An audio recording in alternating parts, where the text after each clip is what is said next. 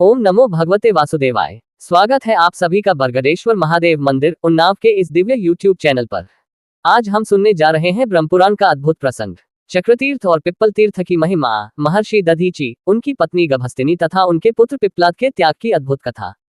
अध्याय 49। ब्रह्मा जी कहते हैं, चक्रतीर्थ ब्रह्महत्या आदि पापों का नाश करने वाला है। वहां भगवान शंकर चक्रेश्वर के नाम से निवास करते हैं। उन्हीं से भगवान विष्णु को चक्र प्राप्त हुआ था। श्री विष्णु ने वहां रहकर चक्र के लिए भगवान शंकर की आराधना की थी, इसीलिए उसे चक्रतीर्थ कहते हैं। उसके श्रवण मात्र से मनुष्य सब पापों से मुक्त हो जाता है। चक्रतीर्थ के बाद पिप्पल तीर्थ है। उसकी महिमा का वर्णन करने में शेषनाग भी समर्थ नहीं है। नारद चक्रेश्वर ही पिपलेश्वर हैं। उनके नाम का कारण सुनो। दधीचि नाम से विख्यात एक मुनि थे। वे सभी उत्तम गुणों से सुशोभित थे। उनकी पत्नी श्रेष्ठ वंश की कन्या और पतिव्रता थी। उनका नाम गभस्तिनी था। वे लोपामुद्रा की बहन थी। दधीचि की पत्नी सदा भारी तपस्या में लगी रहती थी। दधीचि प्रतिदिन अग्नि की उपासना करते और गृहस्थ धर्म के पालन में तत्पर रहते थे। उनका आश्रम गंगा के तट पर था। वे देवता और अतिथियों की सेवा करते, अपनी ही पत्नी में अनुराग रखते और शांत भाव से रहते थे। उनके प्रभाव से उस देश में शत्रुओं और दैत्य दानवों का आक्रमण नहीं होता था।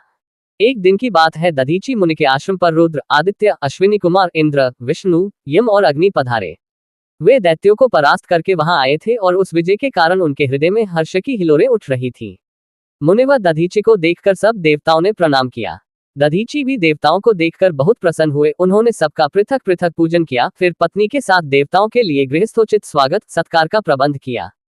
इसके बाद उन्होंने देवताओं से कुशल पूछी और देवता भी उनसे वार्तालाप करने लगे। देवता बोले, मुने, आप इस पृथ्वी के कल्पवृक्ष हैं। आप जैसा महर्षि जब हम लोगों पर इतनी कृपा रखता है, तब अब हमारे लिए संसार में कौन सी वस्तु दुर्लभ होगी। मुनिश्रेष्ठ, जीवित पुरुषों के जीवन का इतना ही फल है कि वे तीर्थों में स्नान, समस्त प्राणियों पर दया और आप जैसे महात्माओं का दर्शन करें। तारांकन मुने, इस समय स्नेहवश हम आपसे जो कुछ कहते हैं उसे ध्यान देकर सुने। हम बड़े बड़े राक्षसों और दैत्यों को जीतकर यहाँ आए हैं। इससे हम बहुत सुखी हैं। विशेषतः आपका दर्शन करके हमें बड़ी प्रसन्नता हुई है। अब हमें अस्त्र शस्त्रों के रखने से कोई लाभ नहीं दिखाई देता। हम उन अस्त्रों का बोझ ढो भी नहीं सकते। हम स्वर्ग में जब इन अस्त्रों को रखते हैं, तब हमारे शत्रु इनका पता लगाकर वहां से हड़प ले जाते हैं। इसलिए हम आपके पवित्र आश्रम पर इन सब अस्त्रों को रख देते हैं। ब्राह्मण, यहाँ दानवों और राक्षसों से तनिक भी भय नहीं है। आपकी आज्ञा से ये सारा प्रदेश पवित्र और सुरक्षित हो गया है। तपस्या द्वारा आपकी समानता करने वाला दूसरा कोई है ही नहीं। अब हम कृतार्थ होकर इंद्र के साथ अपने अपने स्थान को चले जाते हैं। अब इन आयुधों की रक्षा आपके अधीन है। देवताओं की यह बात सुनकर दधीचि ने कहा, एवमस्तु। उस समय उनकी प्यारी पत्नी ने उन्हें रोका, मुने, ये देवताओं का कार्य विरोध उत्पन्न करने वाला है, अतः इसमें आपको पढ़ने की क्या आवश्यकता है। जो शास्त्रों का ज्ञान प्राप्त करके परमार्थ तत्व में स्थित हो चुके हैं, संसार के कार्यों में जिनकी कोई आसक्ति नहीं है, उन्हें दूसरों के लिए ऐसा संकट मोल लेने से क्या लाभ, जिससे न इस लोक में सुख है और न परलोक में। विप्रवर, मेरी बातें ध्यान देकर सुनो। यदि आपने इन आयुधों को स्थान दे दिया तो इन देवताओं के शत्रु आपसे भी द्वेष करेंगे।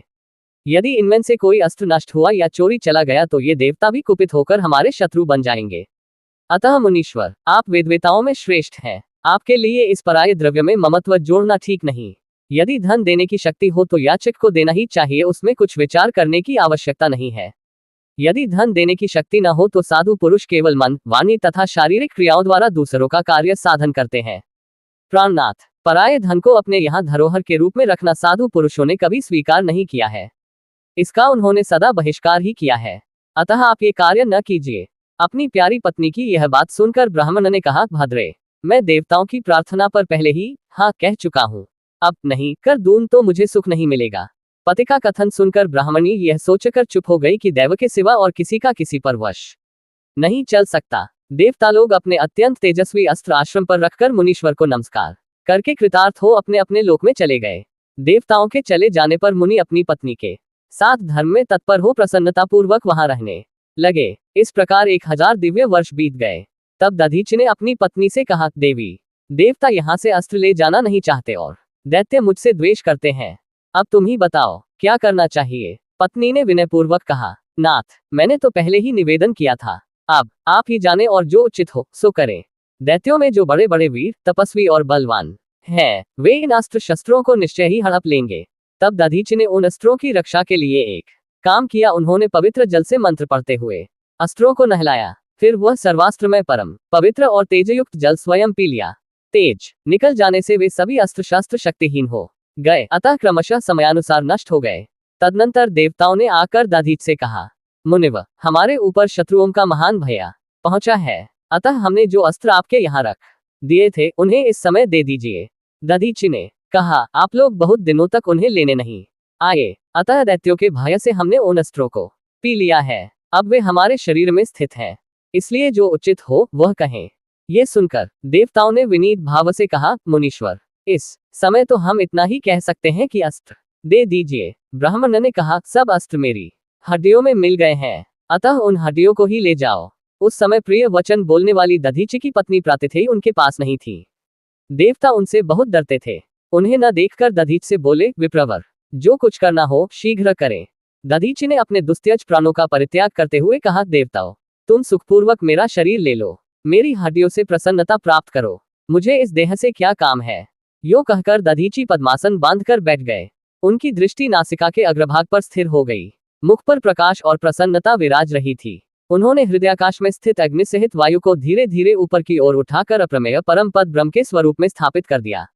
इस प्रकार महात्मा दधीचि ने ब्रह्मसायुज्य प्राप्त किया।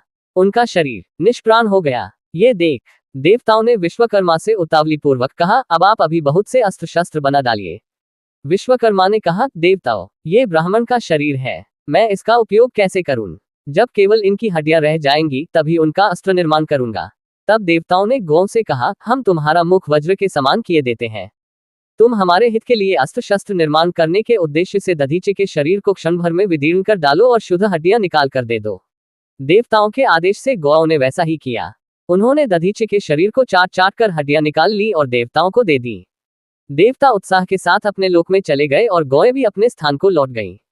तदनंतर बहुत देर के बाद दधीचि की सुशीला पत्नी हाथ में जल से भरा हुआ कलश ले फल और फूलों से पार्वती देवी की अर्चना और वंदना करके अग्नि, पति तथा आश्रम के दर्शन की उत्सुकता से शीघ्रतापूर्वक पैर बढ़ाती हुई आई। उस समय उनके गर्भ में बालक आ गया था। आश्रम पर पहुंचने पर जब उन्होंने अपने स्वामी को नहीं देखा तब बड़े विस्मय में पड़कर अग्नि से पूछा, मेरे पतिदेव कहाँ चले गए? अग्नि ने जो कुछ हुआ था सब सुना दिया। पति की मृत्यु का दुखद समाचार सुनकर वे दुख और उद्वेग से पृथ्वी पर गिर पड़ी। उस समय अग्निदेव ने ही उन्हें धीरे धीरे आश्वासन दिया। प्रातिथेयी बोली, मैं देवताओं को शाप देने में समर्थ नहीं हूं, अतः स्वयं ही अग्नि में प्रवेश करूंगी। अब जीवन रखकर क्या होगा? संसार में जो वस्तु उत्पन्न होती है वह सब नश्वर है, अतः उसके लिए शोक नहीं होना चाहिए। परंतु मनुष्यों में वे ही पुण्य के भागी होते हैं जो गौ, ब्राह्मण तथा देवताओं के लिए अपने प्यारे प्राणों का उत्सर्ग कर देते हैं। इस परिवर्तनशील संसार चक्र में धर्मप्रायण तथा शक्तिशाली शरीर पाकर जो प्राणी देवताओं तथा ब्राह्मणों के लिए अपने प्यारे प्राणों का त्याग करते हैं वे ही धन्य है। जिसने देह धारण किया है उसके प्राण एक न एक दिन अवश्य जाएंगे। ये जानकर जो ब्राह्मण, गौ, देवता तथा दीन आदि के लिए इन प्राणों का उत्सर्ग करते हैं वे ईश्वर हैं। यो कहकर उन्होंने अग्नियों का यथावत पूजन किया और अपना पेट चीरकर गर्भ के बालक को हाथ से निकाल दिया। फिर गंगा, पृथ्वी, आश्रम तथा आश्रम के वनस्पतियों और अन्न आदि औषधियों को प्रणाम करके पति की त्वचा और लोम आदि के साथ चिता में प्रवेश करने का विचार किया। उस समय वे बोली, मेरे गर्भ का ये बालक पिता माता से हीन है, इसके कोई सगोत्र बंधु भी नहीं है, अतः संपूर्ण भूतगण, औषधियां तथा लोकपाल इसकी रक्षा करें। जो लोग माता पिता से हीन बालक को अपने औरस पुत्रों के समान देखते और उसी भाव से रक्षा करते हैं वे निश्चय ही ब्रह्मा आदि देवताओं के भी वंदनीय है। 3 यो कहकर दधीचि की पत्नी ने बालक को पीपल के समीप रख दिया और स्वामी में चित लगाकर अग्नि को प्रणाम किया। फिर अग्नि की परिक्रमा करके यज्ञपत्रों के साथ ही चिता में प्रवेश किया और पति सहित दिव्यलोक को चली गई। उस समय आश्रम के वनवासी वृक्ष भी रोने लगे। प्रातिथेयी और दधीचि ने उनका अपने पुत्रों की भांति पालन किया था। मृग, पक्षी तथा वृक्ष सब रो रोकर एक दूसरे से कहने लगे, हम पिता दधीचि और माता प्रातिथेयी के बिना जीवित नहीं रह सकते। जो लोग स्वर्गवासी माता पिता की संतानों पर निरंतर स्वाभाविक स्नेह रखते हैं वे ही पुण्यात्मा और कृतार्थ हैं। दधीचि और प्रातिथेयी हमें जिस स्नेहपूर्ण दृष्टि से देखा करते थे वैसे सगे माता पिता भी नहीं देखते। हमें धिक्कार है, हम पापी हैं जो उनके दर्शन से वंचित हो गए। आज से हम सब लोगों का यही निश्चय होना चाहिए कि यह बालक ही हम लोगों के लिए दधीचि और प्रातिथेयी है तथा यह बालक ही हमारा सनातन धर्म है। यो कहकर वनस्पतियों और औषधियों ने अपने राजा सोम के पास जाकर उत्तम अमृत की याचना की। सोम ने उन्हें बहुत उत्तम अमृत दिया और वनस्पतियों ने वह लाकर बालक को दे दिया। अमृत से तृप्त हुआ बालक शुक्ल पक्ष के चंद्रमा के समान बढ़ने लगा। पीपल के वृक्षों ने उसका पालन किया था, इसलिए वह पिपलाद के नाम से प्रसिद्ध हुआ। बड़ा होने पर पिप्पलाद ने पीपल के वृक्षों से अत्यंत विस्मित होकर कहा, लोक में ये देखा जाता है कि मनुष्यों से मनुष्य, पक्षियों से पक्षी तथा वनस्पतियों से वनस्पति उत्पन्न होते हैं, इसमें कहीं विषमता नहीं दिखाई देती। परंतु मैं वृक्ष का पुत्र होकर हाथ पैर आदि से विशिष्ट जीव कैसे हो गया? उनकी बात सुनकर वृक्षों ने क्रमशः उनके पिता दधीचि की मृत्यु और पतिव्रता माता के अग्निप्रवेश का सब समाचार कह सुनाया। सुनते ही वे दुख से व्याप्त होकर पृथ्वी पर गिर पड़े। उस समय वृक्षों ने धर्म और अर्थयुक्त वचन कहकर उन्हें सांत्वना दी। आश्वस्त होने पर उन्होंने औषधियों और वनस्पतियों से कहा, जिन्होंने मेरे पिता की हत्या की है उनका मैं भी वध करूंगा, अन्यथा जीवित नहीं रह सकता। जो पिता के मित्र और शत्रु होते हैं उनके साथ पुत्र भी वैसा ही बर्ताव करता है। जो ऐसा करता है वही पुत्र है। जो इसके विपरीत आचरण करता है वह पुत्र के रूप में शत्रु माना गया है। वृक्षों ने कहा, महाद्युते, तुम्हारी माता ने परलोक में जाते समय यह उद्गार प्रकट किया था, जो दूसरों के द्रोह में लगे रहते हैं, जो अपने कल्याण की बातें भूल जाते हैं तथा जो भ्रांतचित होकर इधर उधर भटकते हैं, वे नरक के गड्ढे में गिरते हैं। माता की कही हुई वह बात सुनकर पिप्पलाद कुपित होकर बोले, जिसके अंतःकरण में अपमान की आग प्रज्वलित हो रही हो उसके सामने साधुता की बातें व्यर्थ हैं। फिर उन्होंने भगवान चक्रेश्वर महादेव के स्थान पर जाकर उनसे कहा, मुझे तो शत्रुओं का नाश करने के लिए कोई शक्ति दीजिए। पिप्पलाद के इतना कहते ही भगवान शंकर के नेत्रों से भयंकर कृत्या प्रकट हुई। उसकी आकृति बड़वा घोड़ी के समान थी। संपूर्ण जीवों का विनाश करने के लिए उसने अपने गर्भ में भयंकर अग्नि छिपा रखी थी। मृत्यु की लपलपाती हुई जीभ के समान वह महारौद्र रूपा भीषण कृत्या पिप्पलाद से बोली, बताओ मुझे क्या करना है? पिप्पलाद ने कहा, देवता मेरे शत्रु हैं, उन्हें खा जा। फिर तो उस बड़वा के गर्भ से महाभयंकर अग्नि प्रकट हुई, जो समस्त लोकों का प्रलय करने में समर्थ थी। देवता उसे देखते ही थर्रा उठे और पिप्पलाद द्वारा आराधित पिप्पलेश नाम से प्रसिद्ध भगवान शिव की शरण में आए। उन्होंने भयभीत होकर शिवजी की स्तुति करते हुए कहा, शंभो, आप हमारी रक्षा करें। कृत्या और उससे प्रकट हुई आग हमें बड़ा कष्ट दे रही है। सर्वेश्वर, आप भयभीत मनुष्यों को अभय देने वाले हैं। शिव, जो सब ओर से सताए हुए, पीड़ित तथा श्रांतचित प्राणी हैं, उन सबकी आप ही शरण है। जगन्मय, आप पिप्पलाद को शांत कीजिए। बहुत अच्छा कहकर जगदीश्वर शिव ने पिप्पलाद के पास आकर उससे कहा, बेटा, देवताओं का नाश कर दिया जाए तो भी तुम्हारे पिता लौटकर नहीं आएंगे। उन्होंने देवताओं के कार्य की सिद्धि के लिए अपने प्राण दिए हैं। संसार में उनके समान दीन दुखियों का दया में बंधु कौन होगा? तुम्हारी पतिव्रता माता भी उन्हीं के साथ दिव्यलोक में चली गई। यहाँ उनकी समता करने वाली कौन स्त्री है? क्या लोपामुद्रा और अरुंधति भी उनकी बराबरी कर सकती है? जिनकी हड्डियों से संपूर्ण देवता सदा विजयी और सुखी बने रहते हैं, वे तुम्हारे पिता कितने शक्तिशाली थे। उन्होंने जिस उज्ज्वल सुयश राशि का उपार्जन किया है उसे तुम्हारी माता ने अपने दिव्य त्याग से अक्षय बना दिया है। तुम उन्हीं के पुत्र हो, उनसे बढ़कर तुमने अभी तक कुछ नहीं किया।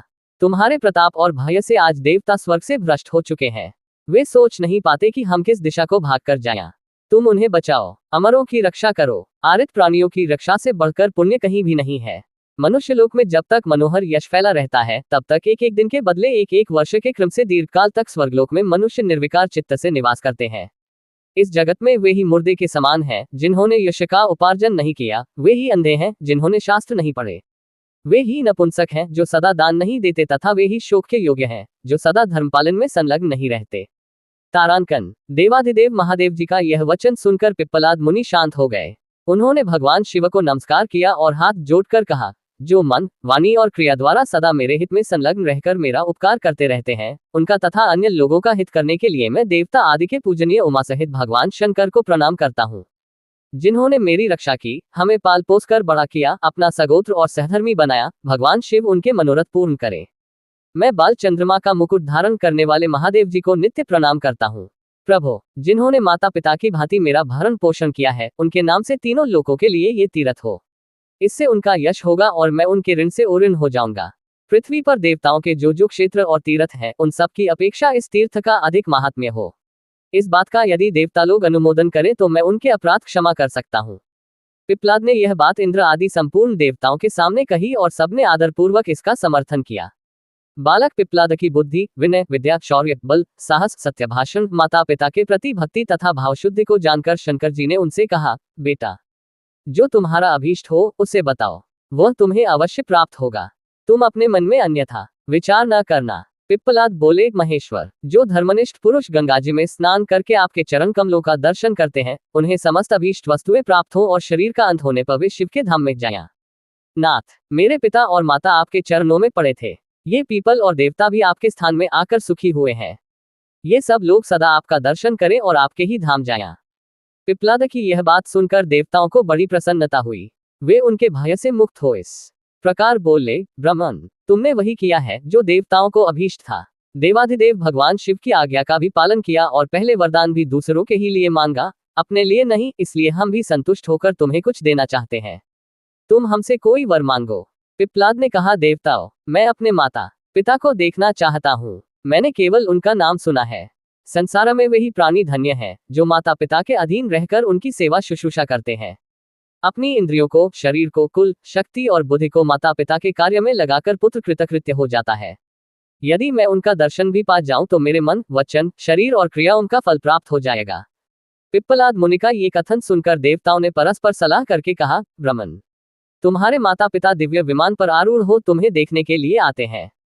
तुम भी निश्चय ही उन्हें देखोगे। विषाद छोड़कर अपने मन को शांत करो। देखो देखो, वे श्रेष्ठ विमान पर बैठे आ रहे हैं।